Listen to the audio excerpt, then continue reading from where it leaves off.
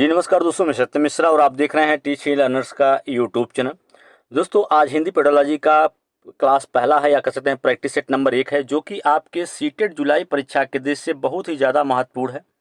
ये जो प्रश्न है सभी प्रश्न पिछले एग्जाम्स में पूछे गए हैं और आगे आने की इनकी जो है प्रबल संभावना है। ठीक है, तो चलिए स्टार्ट करते हैं आज की क्लास का पहला प्रश्न। उससे पहले एक जरूरी जानकारी दोस्तों, अगर आपको वीडियो अच्छा लगे तो लाइक शेयर सब्सक्राइब दोस्तों जरूर करिएगा। ठीक है, तो चलिए यहाँ पे हम पहले प्रश्न पे चलते हैं। पहला प्रश्न आपके सामने स्क्रीन पे यहाँ पे आ चुका है।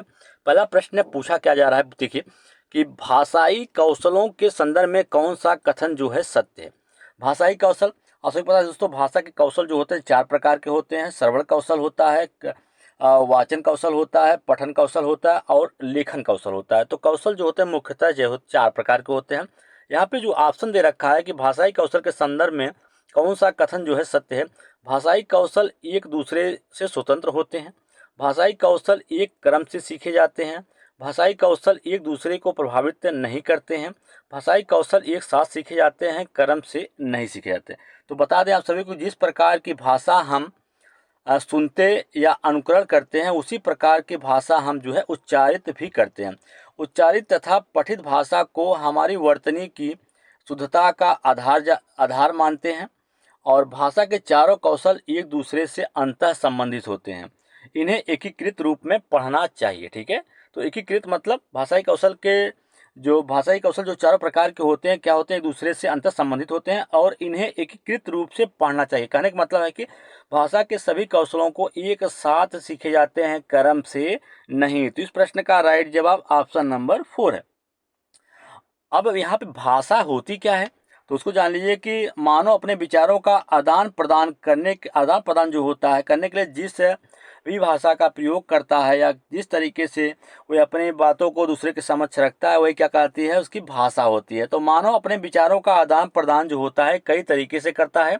एक तो सुनकर, बोलकर, पढ़कर और लिखकर करता है। भाषा से संबंधित इन चारों प्रक्रियाओं को प्रयोग करने की क्षमता ही क्या कहलाती है, भाषा कौशल कहलाती है। तो यहाँ सुनना और पढ़ना विचारों को ग्रहण करने से तथा बोलना और लिखना जो होता है विचारों को अभिव्यक्त करने से संबंधित होता है। ये चारों कौशल जो होते हैं एक दूसरे से अंतः संबंधित होते हैं तथा मानव में भाषाई विकास का विस्तार देते हैं। चारों कौशल के विकास के लिए इन्हें एकीकृत रूप से पढ़ना जो है अनिवार्य होता है। तो दोस्तों यहाँ पे आपको समझ में आ गया होगा कि भाषाई कौशलों के संदर्भ में कौन सा कथन सत्य है। तो भाषाई कौशल एक साथ सीखे जाते हैं, क्रम से नहीं। तो इस प्रश्न का राइट जवाब ऑप्शन नंबर 4 है। तो चलिए अगले प्रश्न पे चलते हैं। अगर वीडियो दोस्तों अच्छा लगे तो लाइक शेयर सब्सक्राइब दोस्तों जरूर करिएगा, क्योंकि अगर शेयर करेंगे तो आपके अलावा आपके जो मित्र हैं उनको भी इससे फायदा जरूर होगा। तो चलिए यहाँ पे जो दूसरा प्रश्न है वो आपके सामने कि चौमस्की के अनुसार डैश के कारण बच्चे भाषा सीखते हैं। भाषाई समाज, भाषा अर्जन क्षमता या भाषा आकलन क्षमता, व्याकरणिक नियमों की जानकारी से ही। तो चौमस्की के अनुसार जो है कि कारण बच्चे जो हैं वो सीखते हैं। तो बच्चों में क्या होता है दोस्तों, चौमस्की के अनुसार बच्चे जो होते हैं भाषा अर्जन की क्षमता होती है। तो इसका राइट जवाब क्या है, ऑप्शन नंबर 2 है। तो भाषा अर्जन होती क्या है जान लीजिए कि भाषा अर्जन इस प्रक्रिया में बालक जो होता है बोलकर, सुनकर भाषा ग्रहण करता है तथा निरंतर परिमार्जन उसमें करता रहता है। ठीक है, तो भाषा सीखने की प्रक्रिया में भाषा अर्जन की प्रक्रिया जो होती है सबसे महत्वपूर्ण जो होती है। सीखी हुई भाषा को समझने की क्षमता, सीखी हुई भाषा को समझने की जो क्षमता होती है अर्पित करता है तथा उसे दैनिक जीवन में प्रयोग में लाने को ही क्या कहते हैं, भाषा अर्जन कहा जाता है। तो चोम्स्की जो है दोस्तों ये वैज्ञानिक है और इनका मानना था या इनका दृढ़ विश्वास है कि बच्चे की भाषा अर्जन की जो क्षमता होती है वो जन्मजात होती है। ठीक है, बच्चा जो होता है जैसे जन्म लेता है उसके बाद से ही जो होते जन्मजात होती है, उसके बाद से ही भाषा सीखना शुरू कर देता है। तो इनका मानना था कि बच्चों में भाषा सीखने की जो क्षमता होती है वो जन्मजात होती है। बच्चे भाषा अर्जन क्षमता के कारण ही भाषा सीख पाते हैं, क्योंकि बच्चों में भाषा अर्जन की क्षमता होती है, इस कारण से ही बच्चे जो होते हैं भाषा को सीख पाते हैं। ऐसा चोम्स्की का मानना था। बच्चों में भाषा अर्जित करने की जो होती है, अर्जित करने की सहजात योग्यता होती है और बच्चे जो होते हैं, बच्चों की भाषा अर्जन क्षमता ही भाषा अधिग्रहण में आधार बनती है। बच्चों में भाषाई विकास से एक काल्पनिक भाषा अधिकरण उपकरण द्वारा होती है। तो लैंग्वेज एक्विजिशन डिवाइस होती है, जिसके कारण ही बच्चे जो है भाषा को समझ पाते हैं, ग्रहण कर पाते हैं। तो चौमस्की के अनुसार बच्चों में भाषा जो क्षमता करने की जो क्षमता होती है जन्मजात होती है। वो क्यों होती है? क्योंकि बच्चों में भाषा अर्जन करने की जो है वो क्षमता होती है। तो इस प्रश्न का राइट जवाब दोस्तों ऑप्शन नंबर सेकंड है। चलते हैं अगले प्रश्न पे। प्रश्न संख्या नेक्स्ट है। यहाँ पे कहा जा रहा है कि भाषा अर्जन का अर्थ क्या है? भाषा जो अर्जन है उसका अर्थ मतलब क्या होता है? तो किसी भाषा के व्याकरण के नियमों को सीखना, किसी भाषा को अनौपचारिक परिवेश में अनजाने में ही सीख लेना, या किसी भाषा को औपचारिक परिवेश में सायास सीखना, या भाषा के बारे में सीखना। तो आप जान लीजिए कि एक विद्यार्थी द्वारा दो तरह से भाषा को सीखी जा सकती है। एक तो भाषा को अर्जित करना, और दूसरा जो होता है वो होता है आपके भाषा को, एक तो होती है दोस्तों विद्यार्थियों की तरफ जो भाषा है दो तरीके से सीखी, एक भाषा अर्जन होती है, दूसरा भाषा अधिगम होती है। तो भाषा जो अर्जन होती है वो क्या होती है? भाषा अर्जन उस प्रक्रिया को कहते हैं जिसमें बालक भाषा को स्वाभाविक रूप से ग्रहण करते हैं, वह समझने की क्षमता अर्जित होती है। स्वाभाविक रूप से मतलब कहने का मतलब है कि बच्चा जो होता है जिस माहौल में रहता है वहाँ जो चीज़ें चलती रहती हैं उनको आसानी से वो ग्रहण कर लेता है, उसको ग्रहण कर लेता है। करने की जो क्षमता होती है वही क्या होती है? भाषा अर्जन क्षमता होती है। और भाषा अधिगम क्या होती है? अधिगम जो होता है दो शब्दों से मिल के बना होता है। एक तो आपका होता है अधि, दूसरा होता है गम। यहाँ अधि का अर्थ है कि भली प्रकार, तथा गम का अर्थ होता है जानना, अर्थात किसी बात या विषय के समीप अच्छी तरह से जाना या उसकी भली प्रकार से जानकारी हो जाना ही क्या कहलाता है? भाषा अधिगम कहलाता है। तो यहाँ पे बालकों के शब्दों एवं वाक्य प्रयोग के साथ ही भाषा को ग्रहण करने की जो क्षमता होती है वो अर्जित होने लगती है। बालक जो होता है जिस प्रकार से शब्दों या वाक्यों का प्रयोग करता है तो उसके साथ साथ ही उसकी जो भाषा ग्रहण करने की जो क्षमता होती है वो भी अर्जित होने लगती है। तो भाषा अर्जन एक प्रकार से अवचेतन प्रक्रिया होती है। क्या होती है? एक प्रकार से भाषा अर्जन जो होती है एक प्रकार से अवचेतन प्रक्रिया होती है। सभी बच्चों में भाषा अर्जन की जो होती है स्वाभाविक क्षमता होती है। भाषा अर्जन एक स्वाभाविक तथा अनौपचारिक प्रक्रिया है। क्या दोस्तों? एक अनौपचारिक प्रक्रिया होती है भाषा अर्जन, स्वाभाविक तथा अनौपचारिक होती है, क्योंकि भाषा अर्जन बालक बिना विद्यालय जाए ही सीख लेता है। इसमें विद्यालय जाने की जरूरत नहीं होती है। बिना विद्यालय गए ही बच्चा जो होता है भाषा को अर्जित कर लेता है। ठीक है। इसमें बालक के भाषा सीखने की प्रक्रिया जो होती है व्याकरणिक नियमों से पूर्णतः अनभिज्ञ होती है। इसमें बच्चा जो होता है उसको व्याकरणिक नॉलेज नहीं होता है, व्याकरण की कोई जानकारी नहीं होती है। ठीक है। बालक वातावरण और लोगों के बीच अंतः क्रिया से ही भाषा को क्या करता है? अर्जित करता रहता है। अतः भाषा अर्जन को सहज बनाने के लिए समृद्ध भाषिक प्रवेश होना चाहिए। भाषिक प्रवेश अगर अच्छा है तो बच्चे का जो भाषा अर्जन की क्षमता होती है वो बहुत ही अच्छी तरीके से हो पाएगी। तो यहाँ पे भाषा अर्जन का जो अर्थ है उसको आप जान लीजिए कि भाषा अर्जन किसी भाषा को अनौपचारिक प्रवेश में अनजाने में ही सीख लेना क्या कहलाता है? भाषा अर्जन कहलाती है। तो बालक भाषा अर्जन में सक्रिय भूमिका निभाते हुए नियमों को भी आत्मसात करते हैं। तो ये रहा इस प्रश्न का जवाब। चलिए दोस्तों अगले प्रश्न पे। सभी प्रश्न दोस्तों आपकी एग्जाम के दृष्टि से बहुत ही ज़्यादा महत्वपूर्ण हैं, और बता दें आप सभी को ये प्रश्न पिछले एग्जाम से पूछे गए हैं, आगे आने की भी इनकी प्रबल संभावना है। तो भाषा शिक्षण में अनिवार्य है, इसमें भाषा शिक्षण में अनिवार्य है मानक भाषा पर बल, समग्रवादी दृष्टिकोण, विशेष आवश्यकता वाले बच्चों के साथ भिन्न व्यवहार, वर्तनी संबंधित गृह कार्य। तो भाषा शिक्षण में अनिवार्य क्या होता है?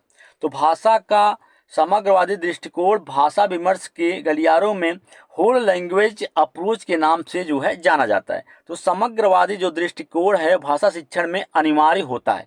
क्यों? तो भाषा का समग्रवादी दृष्टिकोण जो होता है भाषा विमर्श के गलियारों में होल लैंग्वेज अप्रोच के नाम से इसको जाना जाता है, जो भाषा को संप्रेषण का माध्यम बनाने और शब्दकोश तथा वाक्यगत नियमों के बंधनों के अतिरिक्त अन्य पहलुओं पर भी ध्यान देने की गुजारिश जो है वो करता है। ठीक है। सिर्फ वो आपके भाषा संप्रेषण का माध्यम ही नहीं बल्कि शब्दकोश तथा वाक्यगत नियमों के बंधन अतिरिक्त अन्य पहलुओं पर भी ध्यान देने की जो है बातें यहाँ पे गुजारिश करता है। कोई भी भाषा अपने समाज की संरचना, साहित्य, संस्कृति, मनोवैज्ञानिक एवं सौंदर्य की प्रचलित मान्यताओं से काफी गहराई से जो जुड़ा होता है। कहने का मतलब है कोई भी भाषा जो होती है अपनी साहित्य, सांस्कृतिक या मनोवैज्ञानिक जो चीजें होती हैं, मान्यताएं होती हैं, उनसे काफी गहराई से जुड़ा होता है, ताकि हम भाषा के बारे में सोचते समय तमाम तरह के चौखटों, तमाम तरह के जो एक समग्र दृष्टिकोण है उसको अपना सकें। तो यहाँ पे भाषा शिक्षण में अनिवार्य जो है वो क्या होता है, समग्रवादी दृष्टिकोण होता है, क्योंकि समग्रवादी दृष्टिकोण भाषा विमर्श के गलियारों में होल लैंग्वेज अप्रोच के नाम से इसे जाना जाता है, जो भाषा को संप्रेषण का माध्यम बनाने और शब्दकोशों तथा वाक्य नियमों के बंधन अतिरिक्त अन्य पहलुओं पर भी ध्यान देने की गुजारिश करता है। तो चलिए अगला प्रश्न है यहाँ पे आपके सामने स्क्रीन पे।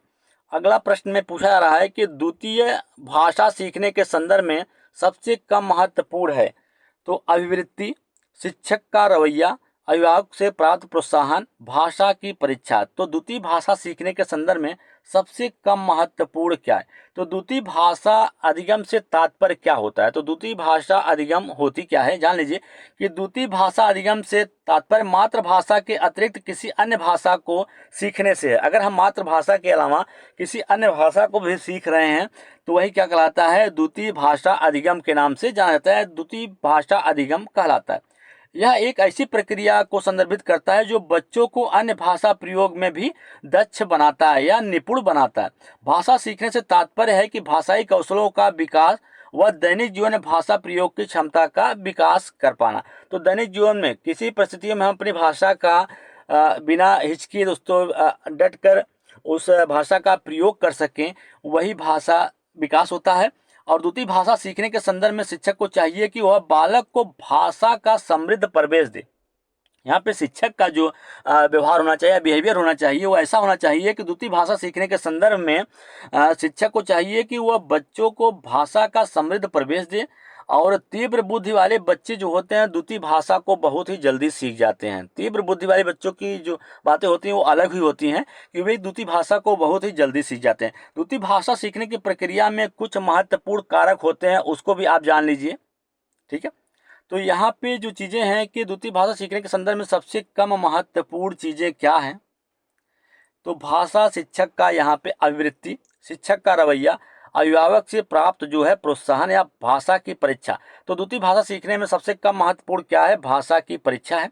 तो द्वितीय भाषा सीखने की प्रक्रिया में कुछ महत्वपूर्ण कारक हैं, उसको भी आप जान लीजिए कि परिपक्वता, भाषाई प्रवेश और सीखने की तत्परता। अगर आप किसी चीज़ में सीखने के लिए तत्पर रहेंगे तभी उस चीज़ को आसानी से सीख जाएंगे। तो ये जो है द्वितीय भाषा सीखने के लिए महत्वपूर्ण कारक है। उसके अलावा अनुकरण एवं अभ्यास, जितना ज़्यादा आप चीज़ों को अनुकरण करेंगे या जितना ज़्यादा अभ्यास करेंगे उतनी ज़्यादा आपकी भाषा पे जो पकड़ है वो मजबूत होती जाएगी। तो अभिभावकों का प्रोत्साहन भी बहुत ज़रूरी होता है। अभिभावक जो होते हैं उनका जो प्रोत्साहन होता है वो भी बहुत ज़्यादा ज़रूरी होता है इसके लिए। और अभिवृत्ति या अभिप्रेरणा, मोटिवेशन भी जरूरी होता है दूसरी भाषा सीखने के लिए, ये भी महत्वपूर्ण कारक होते हैं, ठीक है। तो इस प्रश्न का राइट जवाब ऑप्शन नंबर 4 है। चलिए अगले प्रश्न पे, प्रश्न संख्या नेक्स्ट है। अब यहाँ पे पूछा रहा है कि उच्च प्राथमिक स्तर पर भाषा शिक्षण का सर्वोपरि उद्देश्य क्या है? भाषा के सौंदर्य शास्त्र से परिचित होना, निजी अनुभवों के आधार पर भाषा का सृजनशील इस्तेमाल करना, विभिन्न साहित्यिक विधाओं का गहनतम ज्ञान प्राप्त करना, सरसरी तौर पर तीव्र गति से पढ़ना। तो उच्च प्राथमिक स्तर पर भाषा के चारों कौशल से परिचित हो चुके हैं। जब तक आप उच्च प्राथमिक स्तर पर पहुंचते हैं तो भाषा के चारों कौशल, सुनना, बोलना, पढ़ना और लिखना, सबसे आप भली प्रकार जो है परिचित हो चुके होते हैं। और उच्च प्राथमिक स्तर पर भाषा शिक्षण का सर्वोपरि उद्देश्य क्या होता है कि निजी अनुभवों के आधार पर भाषा की सृजनशीलता का इस्तेमाल करना सीखा। निजी अनुभवों के आधार पर, निजी अनुभवों के आधार पर भाषा का नया नया प्रयोग जो है या नया नया इस्तेमाल जो है वो करना सीखना ही क्या कहलाता है? भाषा शिक्षण पर प्राथमिक, उच्च प्राथमिक स्तर पर भाषा शिक्षण का सबसे महत्वपूर्ण या सर्वोपरि उद्देश्य यही होता है। तो उच्च प्राथमिक स्तर पर भाषा शिक्षण के अन्य उद्देश्य जो होते हैं उसको भी आप जान लीजिए। ये तो हो गया यहाँ पे, इसका राइट जवाब ऑप्शन नंबर 2 है। तो उच्च प्राथमिक स्तर पर भाषा शिक्षण के अन्य उद्देश्य, हिंदी भाषा के विविध स्वरूपों की जानकारी प्राप्त करना, हिंदी भाषा में अभिव्यक्ति बातों के तार्किकता को समझ पाना या उसको तार्किक बनाना, या विभिन्न साहित्यिक विधाओं की समझ का विकास होना, या पढ़ी गई सामग्री का विश्लेषण कर, जो भी पढ़ी गई सामग्री हो उसका विश्लेषण करके अपनी बातों में या अपनी राय को व्यक्त करना, और निजी अनुभवों के आधार पर भाषा का सृजनशील जो है इस्तेमाल करना, और विभिन्न सांस्कृतिक मूल्यों के प्रति अपने रुझान को व्यक्त करना। विभिन्न सांस्कृतिक जो मूल्य होते हैं उनके प्रति जो है अपने रुझान को व्यक्त करना भी उच्च प्राथमिक स्तर पर शिक्षण का सर्वोपरि उद्देश्य होता है। ठीक है, बातें हैं किसी भी नई रचना या किताब को पढ़ने या समझने की जिज्ञासा को भी व्यक्त करना उच्च प्राथमिक स्तर पर शिक्षण, भाषा शिक्षण का उद्देश्य होता है। तो चलिए अगले प्रश्न पे, प्रश्न संख्या नेक्स्ट है। यहाँ पे पूछा रहा है कि इनमें से प्राथमिक स्तर पर भाषा आकलन का सर्वाधिक उचित तरीका क्या है। इसमें से प्राथमिक स्तर पर भाषा आकलन का सर्वाधिक उचित तरीका क्या है। किसी पाठ की 5 पंक्तियां पढ़वाना, बच्चों को चित्र, वर्णन और प्रश्न पूछने के अवसर देना, बच्चों से पत्र लिखवाना या बच्चों से प्रश्नों के उत्तर लिखवाना। तो उच्च, इसमें से प्राथमिक स्तर की बात यहाँ पे की जा रही। प्राथमिक स्तर पर भाषा आकलन का जो सबसे मुख्य तरीका होता है, सर्वाधिक उचित तरीका क्या होता है। तो प्राथमिक स्तर पर भाषा आकलन की स्थिति में बच्चों को ऐसी गतिविधियों में लिप्त होने का मौका देना चाहिए जिससे कि वे अपने अनुभव संसार और कल्पना संसार को बेझिझक और सहज ढंग से व्यक्त कर सकें। तो उनकी जो कल्पनाएं हैं उस चीज़ को, और संसार से जो भी कल्पनाएं उनको मिल रही हैं, संसार की जो कल्पनाएं हैं, अनुभव जो उनको मिला है, उसको बेझिझक, बिना अटके और सहज ढंग से उसको व्यक्त कर सके। इसके लिए बच्चों को चित्र, वर्णन और प्रश्न पूछने के अवसर देना ही भाषा आकलन का सर्वाधिक उचित तरीका होता है। तो बच्चों को चित्र का वर्णन करने और प्रश्न पूछने के अवसर देना ही भाषा आकलन का जो होता है सर्वोपरि या मुख्य तरीका होता है। तो इस प्रश्न का राइट जवाब ऑप्शन नंबर सेकंड है। चित्र, वर्णन और प्रश्न पूछने के दौरान बच्चे जो होते हैं वो वास्तविक अनुभव के साथ भाषाई कौशलों को सुगमता से ग्रहण करते हैं और तथ्यों को स्वयं के निजी अनुभवों से जोड़कर अपने विचारों को भी क्या करते हैं, अभिव्यक्त करेंगे। स्वतंत्र एवं मौलिक अभिव्यक्ति के अवसर प्राप्त कर अपने विचारों को खुलकर बेझिझक जो होते हैं रूप से उसको रख पाएंगे। तो ये चीज़ें होती हैं प्राथमिक स्तर पर आकलन करने का जो सर्वाधिक मुख्य तरीका होता है। तो चलिए दोस्तों अगले प्रश्न पे, प्रश्न संख्या नेक्स्ट है। और भाषा अर्जित करने की प्रक्रिया में किसका महत्व सर्वाधिक है। भाषा कक्षा का, भाषा प्रयोगशाला का, पाठ्य पुस्तक का या समाज का। तो भाषा अर्जित करने की प्रक्रिया में किसका महत्वपूर्ण स्थान होता है। तो सबसे पहले आप जान लीजिए कि भाषा होती क्या है। तो भाषा मुख से उच्चारित होने वाले वह ध्वनि है जिसका प्रयोग मनुष्य अपने मन के विचारों को आदान प्रदान करने के लिए करता है या बच्चों में दक्षता के साथ सहज अभिव्यक्ति के विकास को सुनिश्चित करता है। भाषा अर्जित संपत्ति एवं सामाजिक वस्तु है। भाषा आपको बता दें कि अब भाषा मुख से उच्चारित होने वाले वह ध्वनि होती है जिसका प्रयोग मनुष्य अपने मन के विचारों को आदान प्रदान करने के लिए करता है। तो भाषा अर्जित करने की प्रक्रिया में किसका महत्वपूर्ण स्थान होता है। तो यहाँ पे बता दें आप सभी को कि रूसी मनोवैज्ञानिक वाइगोत्स्की ने अपने सामाजिक संस्कृति सिद्धांत में भाषा विकास के सामाजिक संस्कृति परिप्रेक्ष्य को प्रस्तुत किया है। इन्होंने भाषा विकास के संदर्भ में सामाजिक अंतःक्रिया पे इन्होंने बल दिया है।